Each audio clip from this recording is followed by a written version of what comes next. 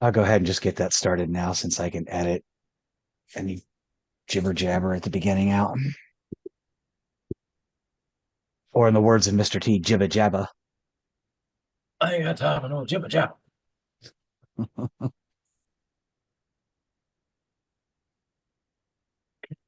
I remember those commercials. What was those for? 1-800-collect, weren't they? I think so. Yeah, he never did any Slim Jim commercials, did he? That was only Macho Man. Um, I never remember him. It's just Macho Man. I remember Mr. T cereal, and I thought it was just a rip off of Captain Crunch.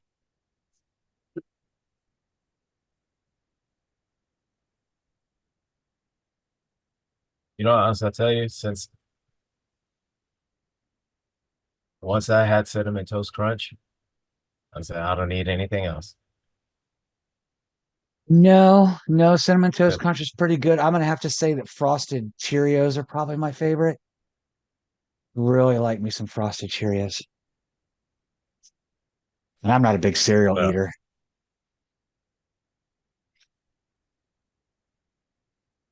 no, not me, but I would say out of all the cereals I've tried, Cinnamon Toast Crunch. That is my go-to. That's my favorite. But it's my everything when it comes to cereal. I've had other cereals since then, and Cinnamon Toast Crunch. So, so difficult sometimes for me to adjust my hair so you can see my badge because I'm reversed. So this is my left hand over here. Like I tried to reach. Oh, so weird. It's weird. We're in the Mirrorverse. Just think, we're in the Mirrorverse. Exactly. Oh, we still need to come up with a cool Mirrorverse episode. Maybe we'll start that with the actual mirror universe. I don't know, but I don't know what season it is. I'm gonna check it out. I don't know, but What was it called? Mirror Mirror?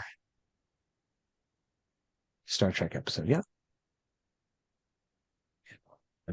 so you see Kirk dressed as a pirate with the pirate shirt. He should have been uh, in the brig, the evil Kirk, like the mirror Kirk in the brig on the normal Enterprise, and just screaming, "What are you doing?" what are you doing? Season 2, episode 4.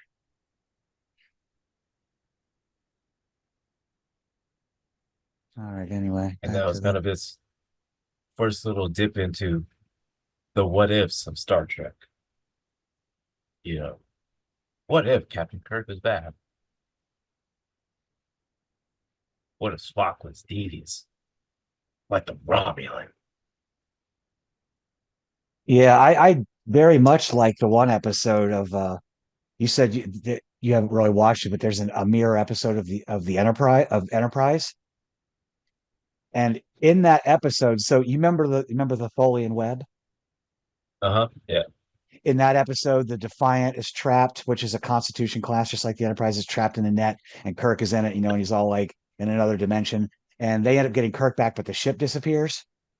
The ship actually goes to the mirror universe. So when you go to the Enterprise episode, the evil Archer finds the ship, which is hundreds of 100 years ahead of whatever, much more advanced than his, and it's being held by the Tholians, and they capture it. So here's mirror evil Archer with a high powered starship that's more powerful than anything in the, I don't know, not the Confederacy, the Empire is what it was called in that one, right?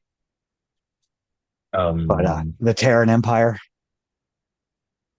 yeah, And like I think he's so. just Yeah. Yeah. and he decides he wants to take over, and he's just decimating the entire Federation fleet with this futuristic. It was pretty cool. All right, well, I am ready when you are. Let me know you got all Yeah, the other I goodies going, the Twitchies and stuff. so we've been streaming, and so we just kind of we're just kind of shooting the breeze for a second Mhm. as getting up. Yeah. handy dandy IMDb with the trusty synopsis here of the Corbomite maneuver, which is again just a Wizard of Oz episode. Ha ha! Kinda, There we go. yeah. And here we go. Up and ready. Ready when you are. Let's go, Captain. All right, welcome back to the Rules of Nerdquisition. This is episode 11, the Corbomite Maneuver. I am Gretchen. I am joined, as always, by my faithful and best number one in the fleet, Commander Gilbert, who is above me in this, if you're watching the video. How you doing? Oh, I'm doing great. Doing great. And How you doing today? I'm doing That's fantastic. Doing fantastic. Anytime I'm not at that, work is fantastic. oh, that's awesome. And I will Just take had that. I just had my smoothie. I'm good to go. I got my coffee right here, aka my Rectigino. Back to Gino. Uh, Absolutely. I'm having water with a raspberry lemonade mix in it. We'll call it prune juice, I guess. It's not, but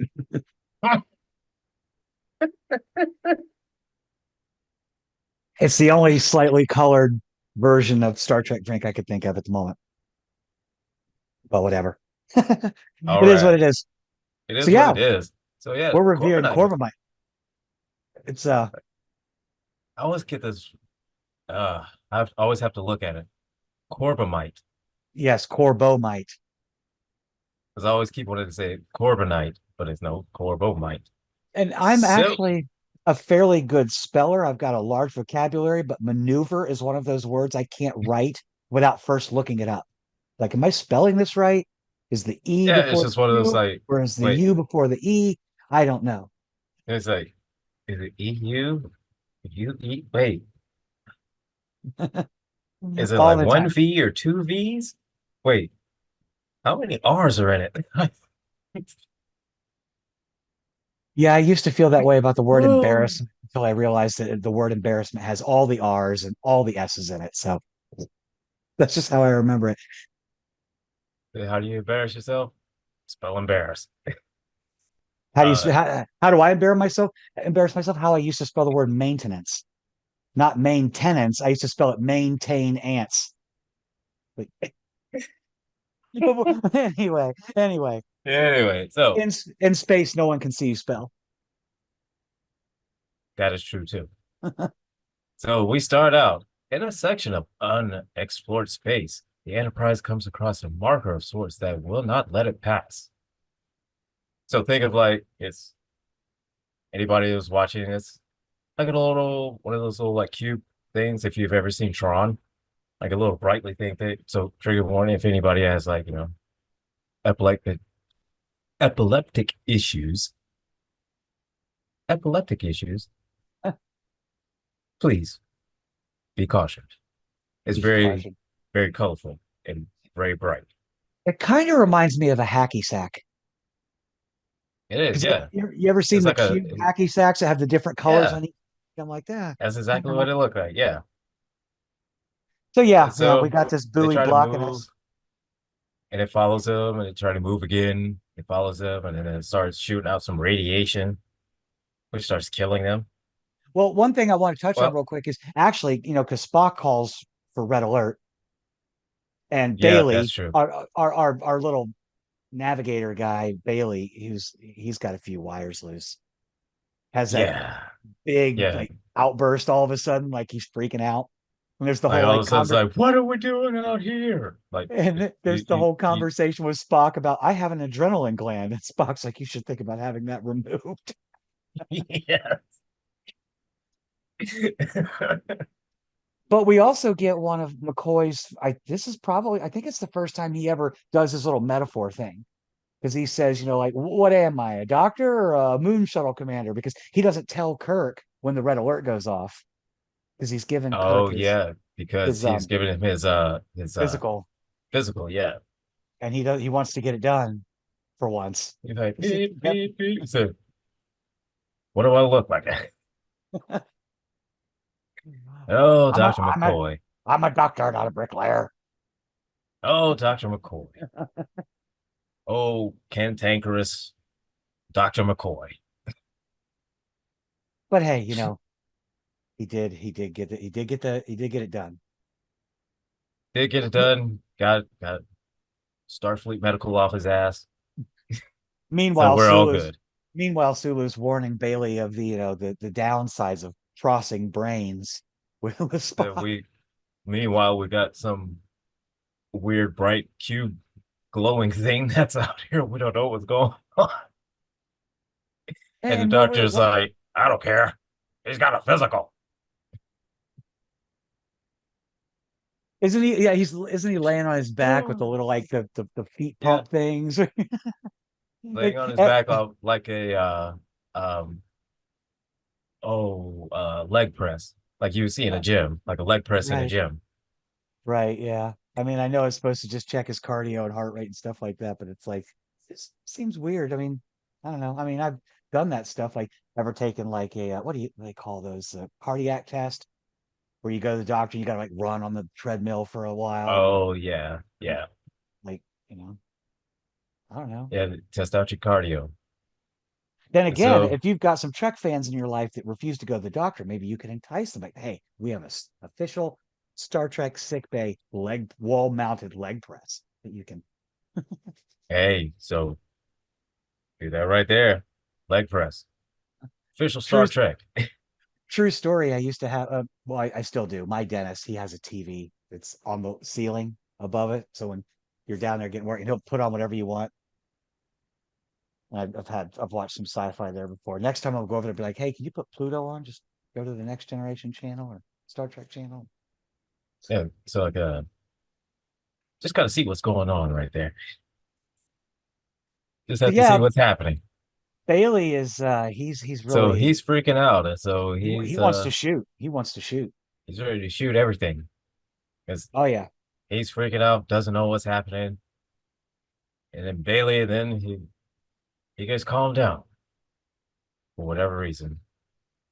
I think He wasn't that finally when calms Kirk down. is like, I'll keep your suggestion in mind once this becomes a democracy.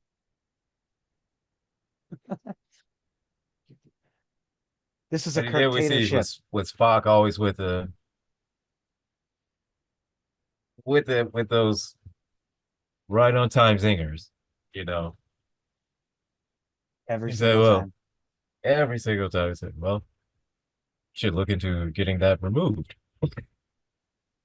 And it's interesting that they sit there for 18 hours before Spock even gives the suggestion that it could be a buoy or flypaper, as he calls it. I'm not quite Yeah, sure, other than just keeping them stuck in place, if that was his intended meaning with that.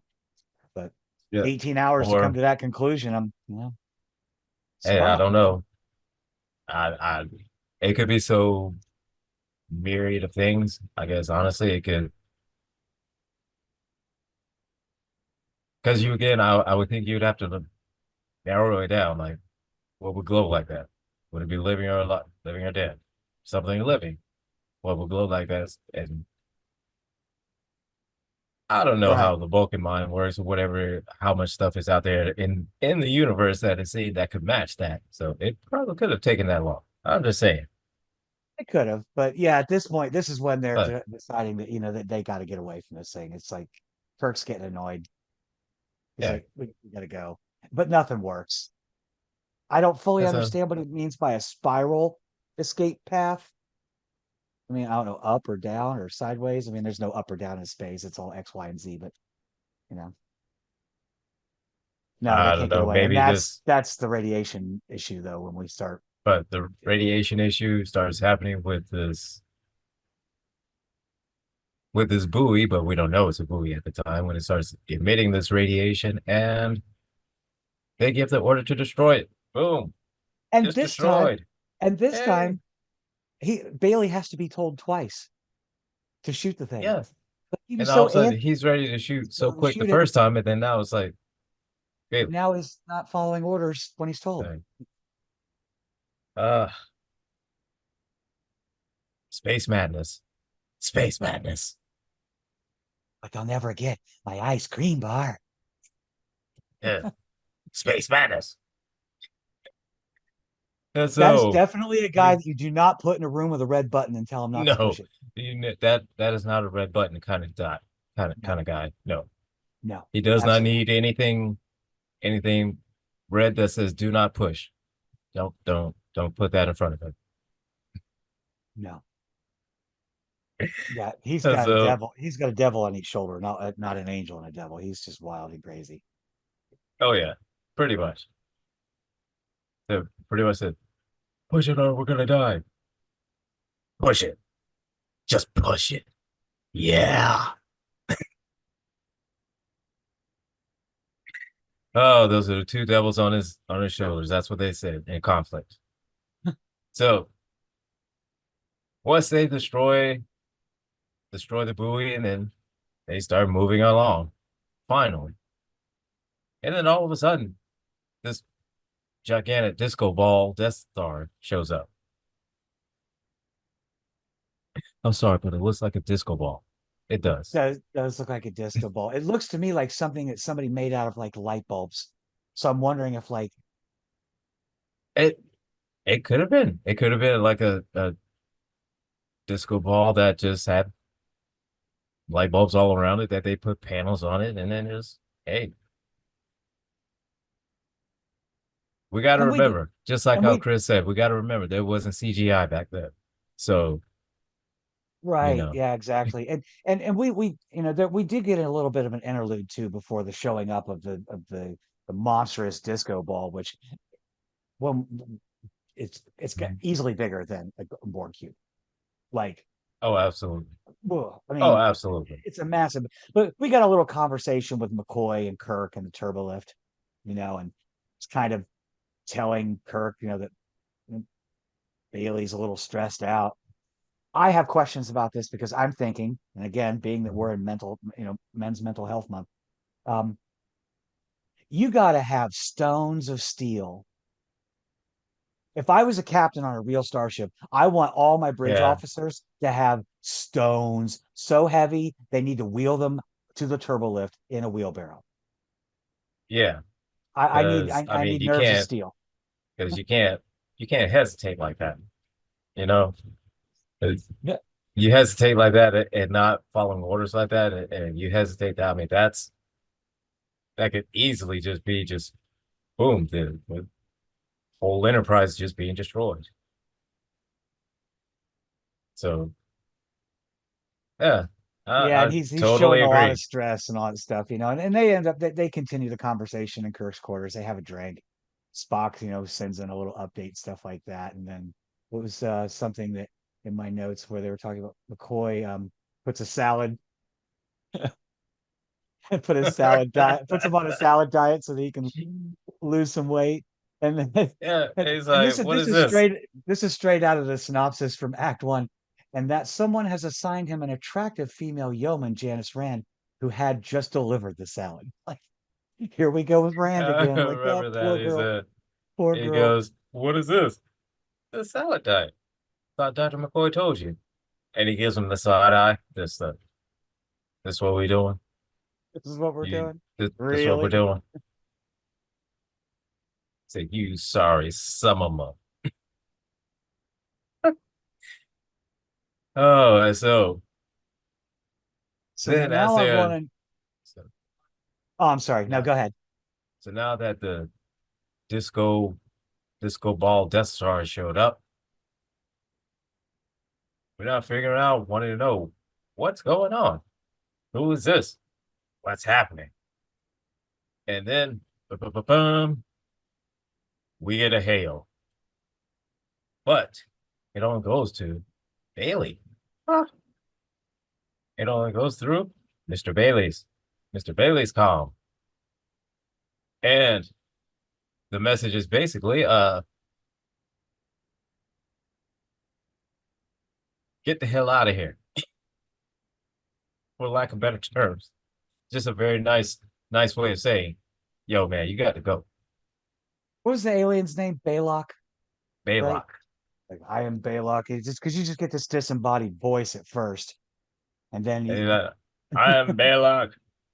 You are interfering. You crossed us. And then it's essentially like that. So yeah. And again, just like how Chris said, it wasn't CGI back then, so it is what it is. And so that's when we get our first introduction to Baylock. There you go. There's There Baylock. we go. Oh, Baylock. And they do like the weird, They do like a weird kind of visual thing to where you like you sort of were looking. see like a mouth moving, but you don't kind of see that. They got the little heat wave effect, like you were looking at him down a road, a stretch of highway in Arizona somewhere. Like Right, just a whole the bunch of heat. just vapors, like heat vapors or something like that, go and just moving back and forth and kind of just moving them mouth a little bit, just but and if you look close at it, it's like you kind of notice that something's not quite right about this.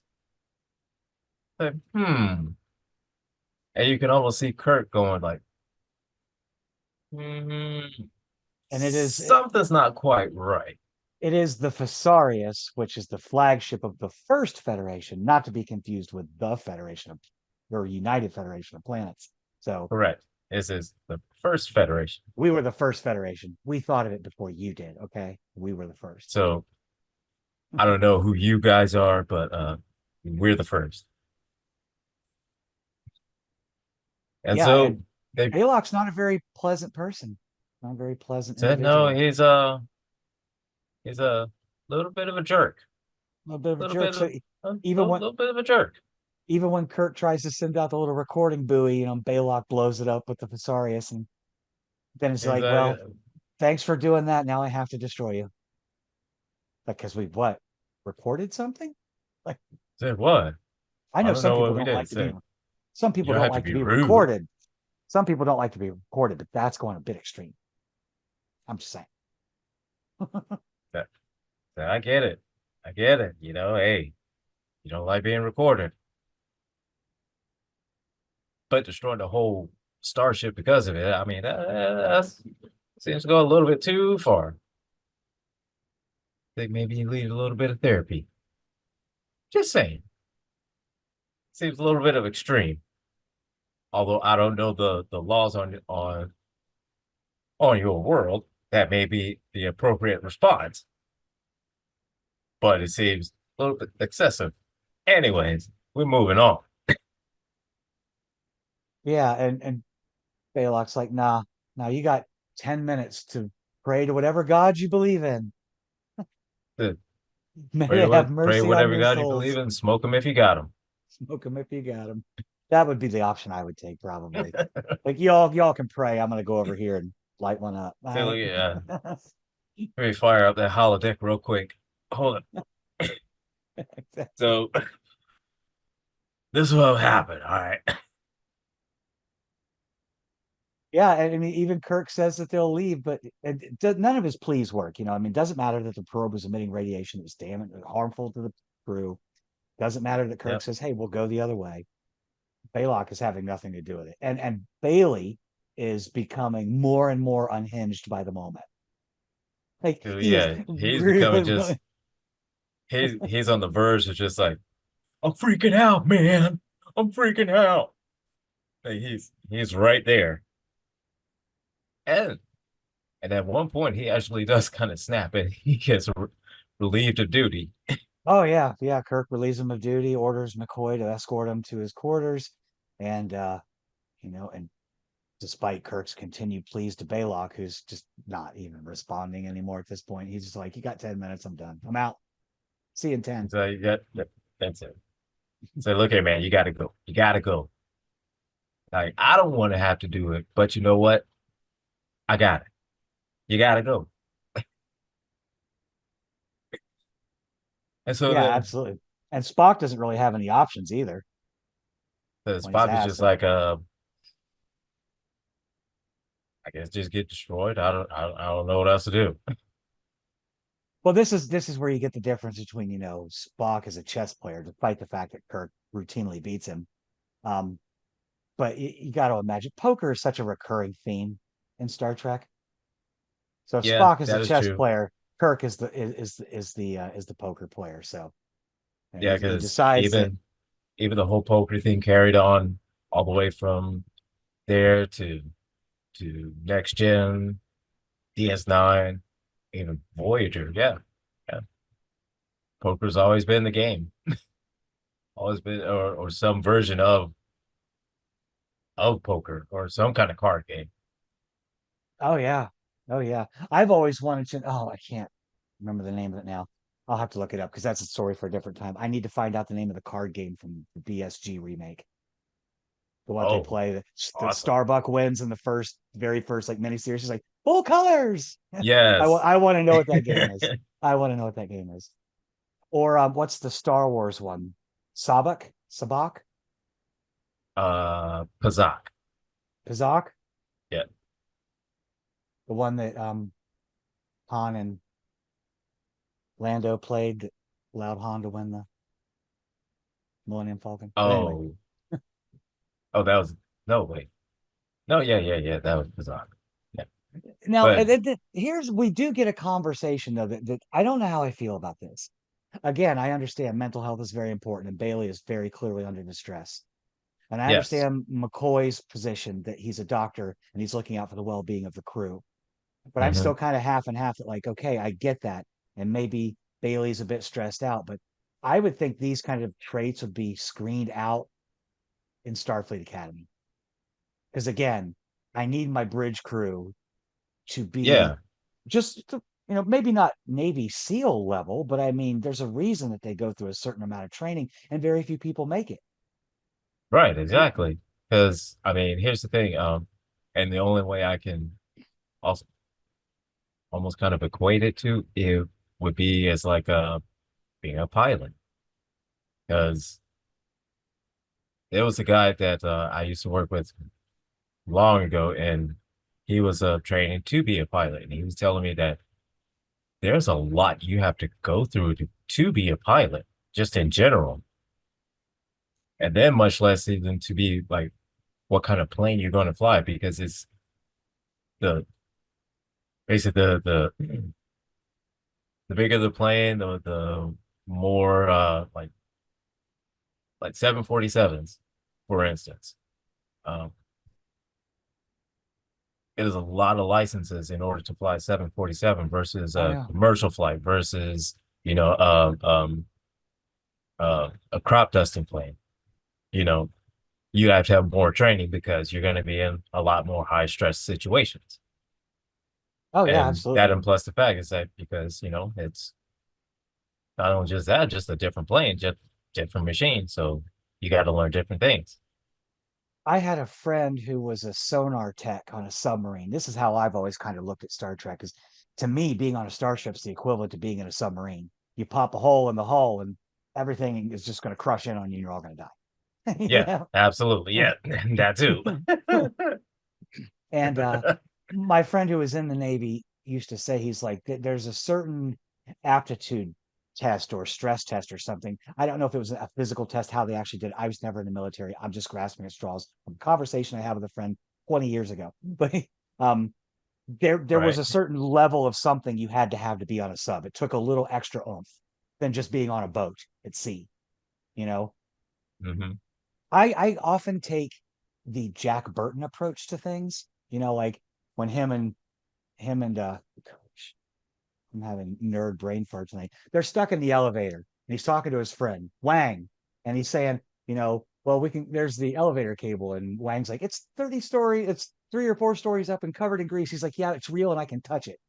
I mean, Right. Yeah. so like when I'm climbing a mountain, people say to me, "Oh, I'm afraid of heights. I can't do that." Where in my mind, I'm like, "Well, technically, I'm still on the ground."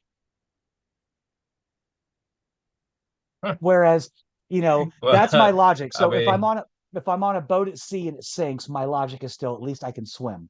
I know there's other factors: how cold's the water, how far away is help, are there sharks, all lots of things. But I have more of a chance of swimming or floating on something and surviving than I do if my starship or my sub pops a hole while it's underwater out in space. that is true too. So I don't know. That's my weird logic. It's real and we could touch it. Exactly. But no, but yeah, totally agree. So if you are deep in space, you cannot have your pilots, you cannot have the people that are navigating. You can't have people just all of a sudden just flipping out because Oh, something something new happens. I mean, that's what you signed up for, to go out into something that's unexplored. You signed up for that. You knew the job was dangerous when you took it.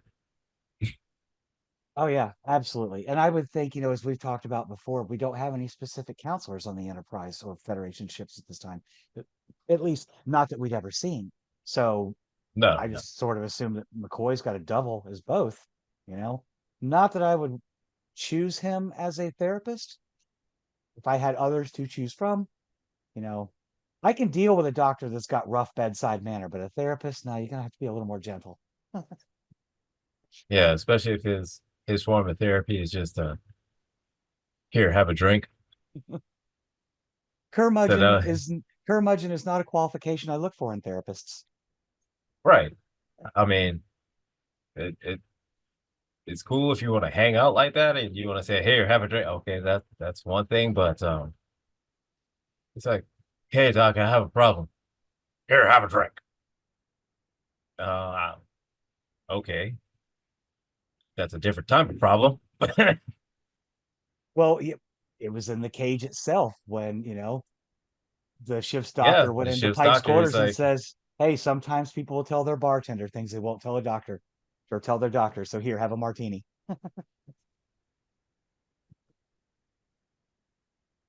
But yeah, this uh, is this is when Kirk is looking at his hand and he's like, "Wow, I've got a and 2, a 6."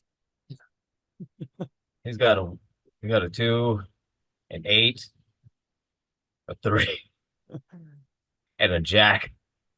And he's like, and, and he knows that Baylock's holding at the very least a straight flush or something, or right. even a full house. So he knows At this that at this point, Baylock could beat Kirk with a pair of twos. it's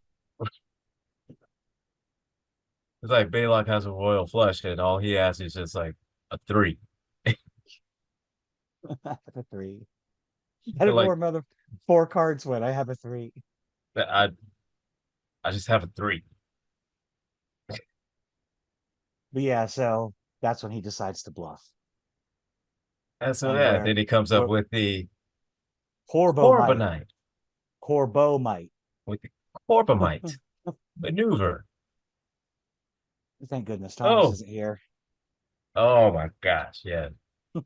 He would Corbomite. Corbo. And all of us would be like Corbomite, Corbomite, Corbomite.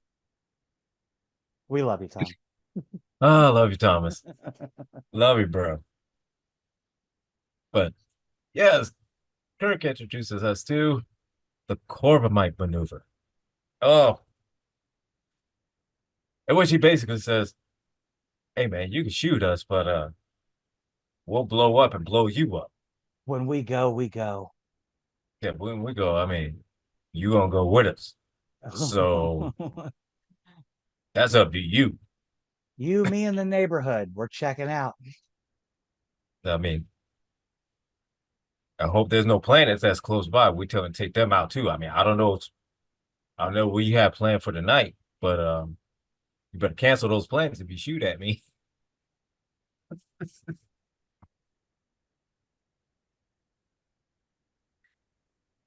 And so And yeah, then, basically yeah, saying that no attacking vessel has, ever survived in the 200 years since right. Starfleet began using Corbomite. And he's like, Um, yeah, come on, I dare come you, on, shoot man. at me, Come on. shoot." Shoot me.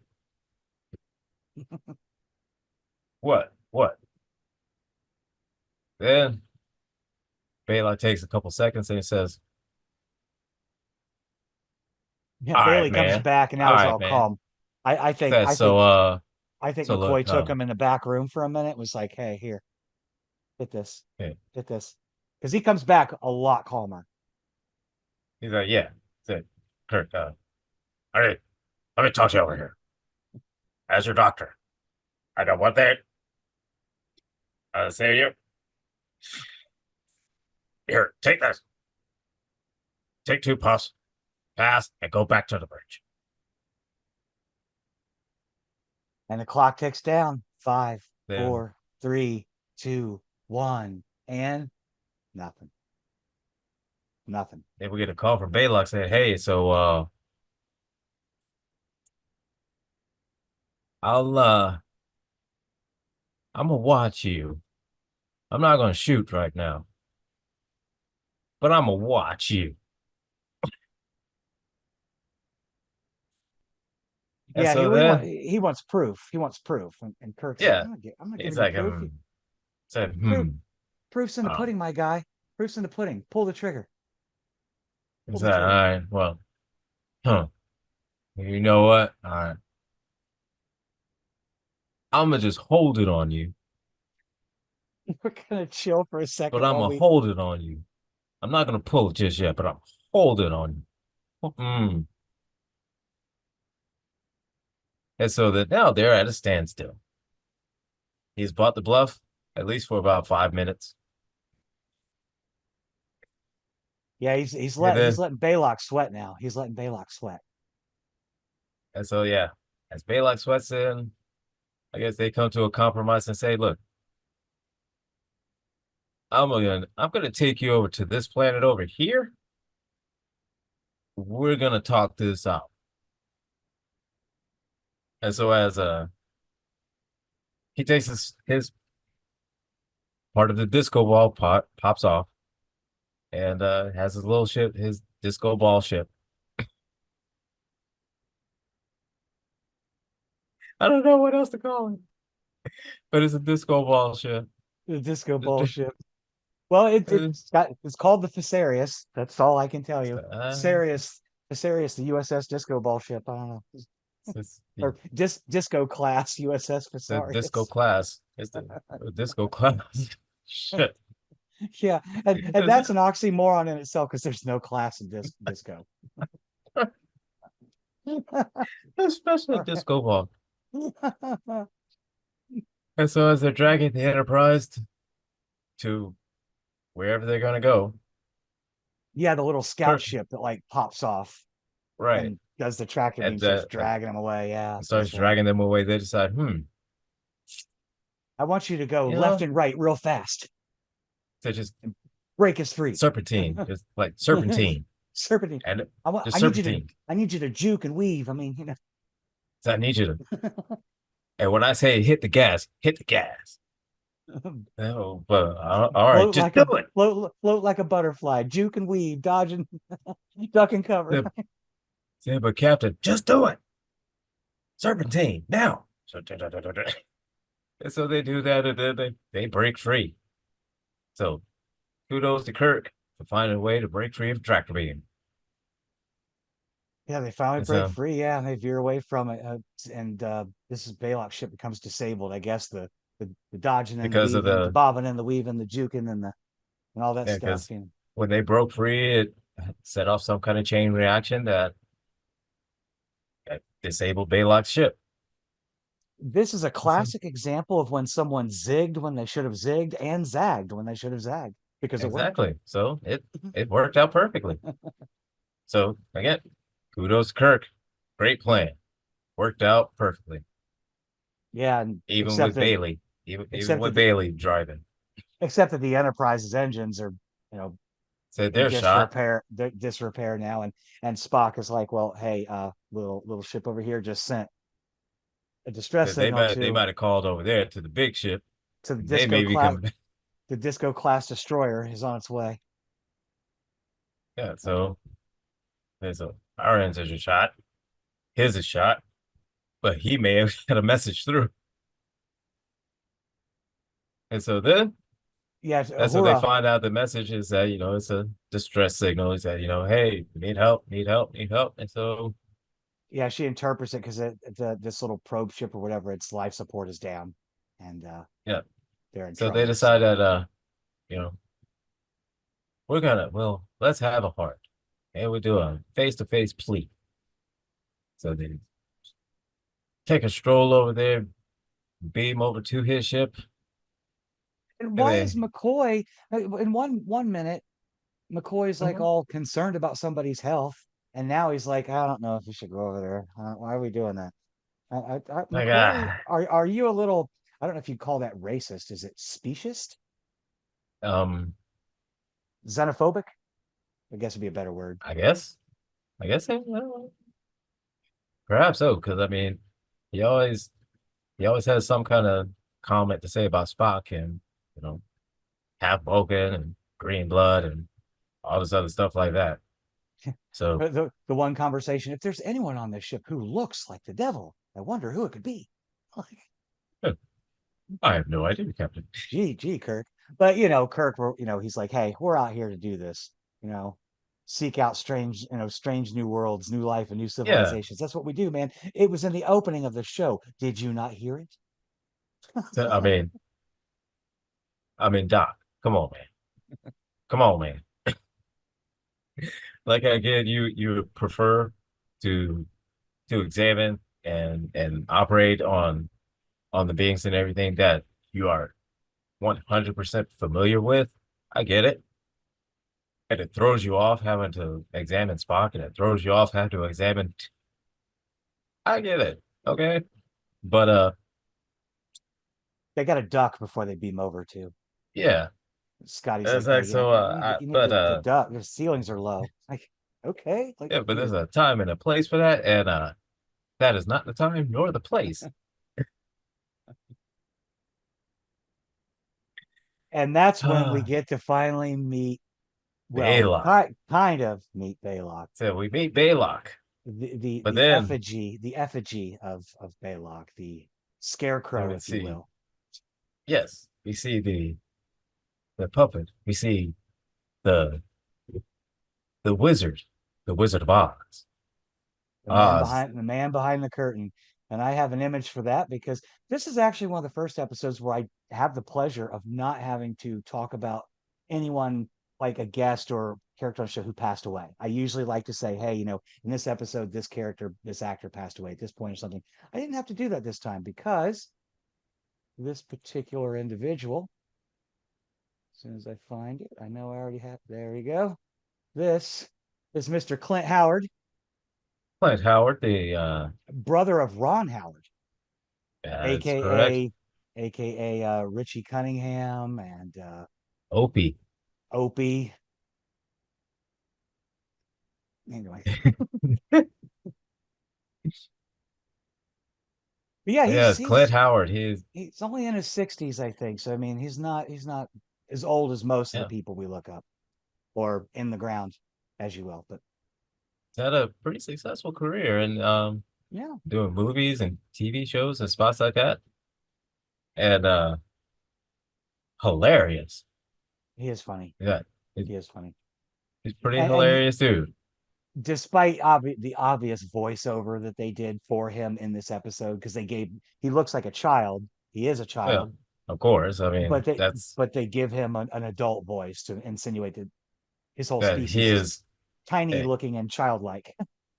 that even though he is a alien species, and so that is him as an adult. He may be an adult, but he looks like a child.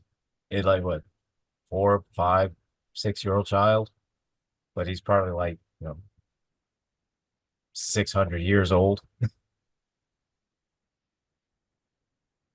Yeah, For all we how old he know. was, I don't know. Yeah, he could be thousands of years old. Who knows? But and interestingly enough, I mean, he does explain, to Kirk and and Bailey and boarding party, just saying, hey, my intent was really just to test your disposition.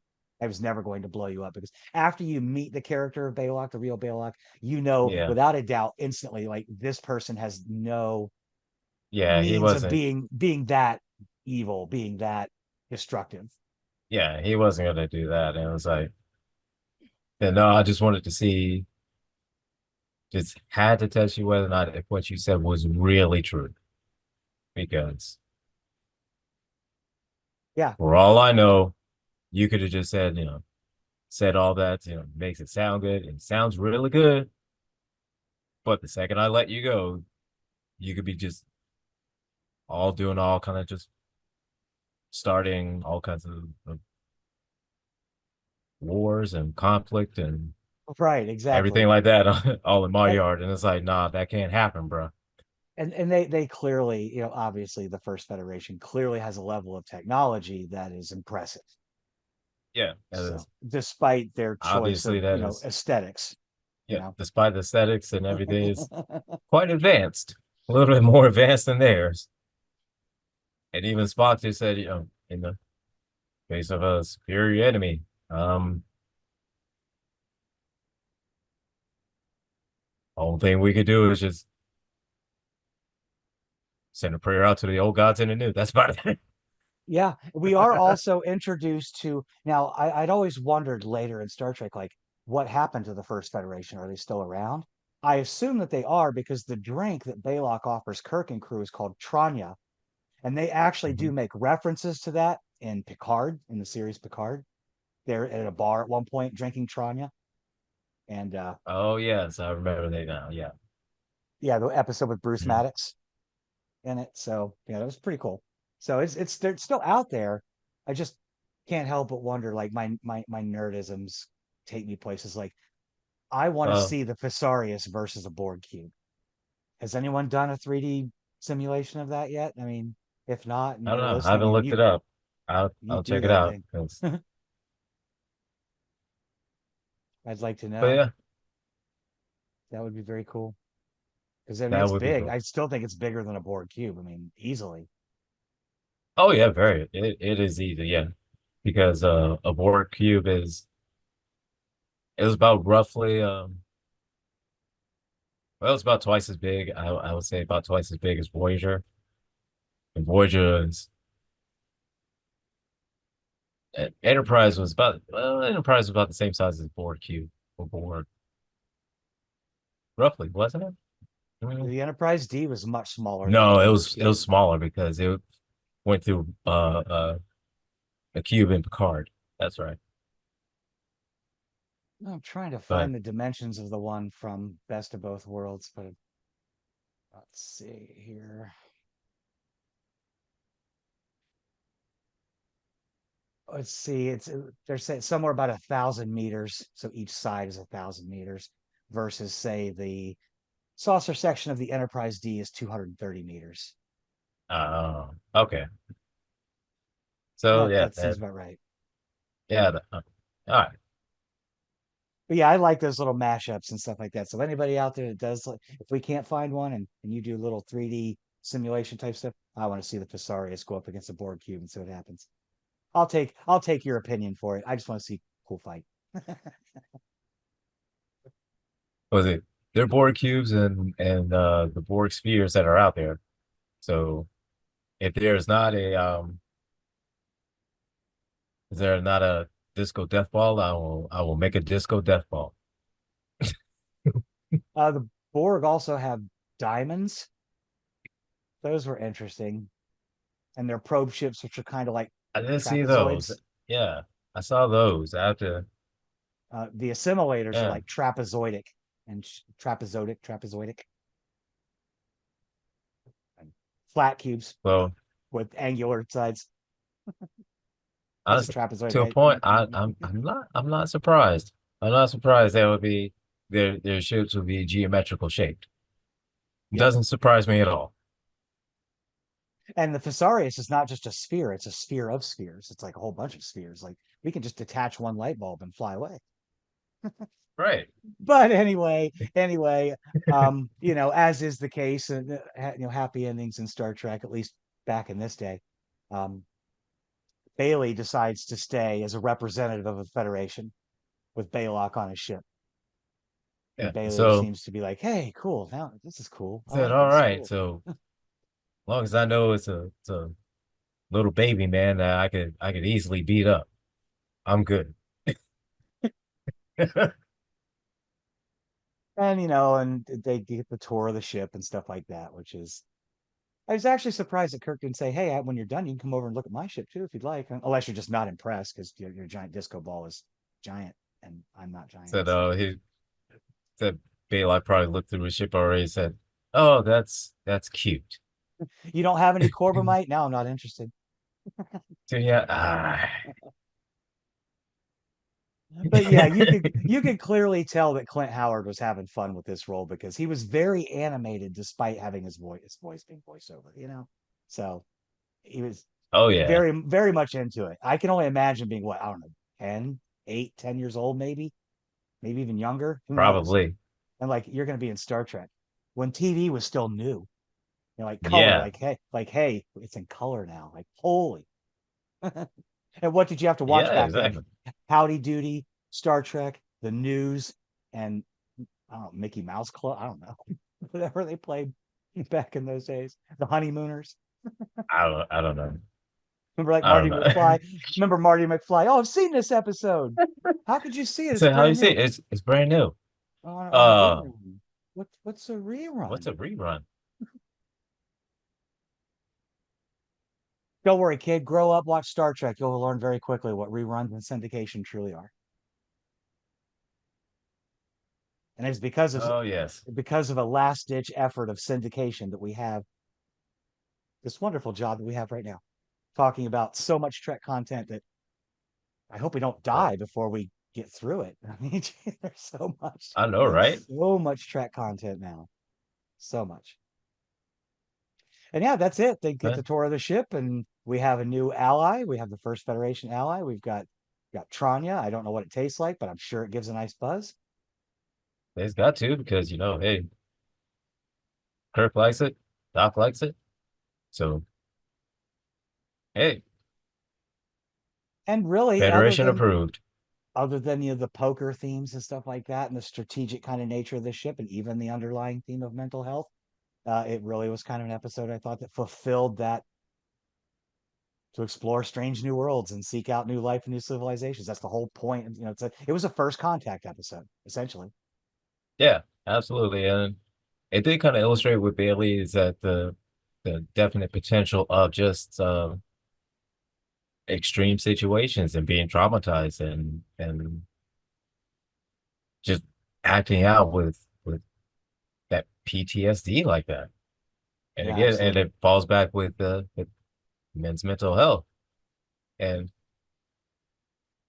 and again, it's like just I understand and I get it, when you're in deep space and you're in unfamiliar territory, but at the same time is that you've got so many other people that's relying on you is that you can't allow yourself to break down like that. No, you can't. You got to have total faith in your crew, Right. you know?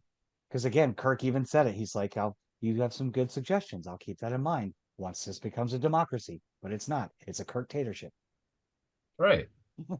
And so, In the and again, military, you don't get to raise your hand and place a vote. yeah.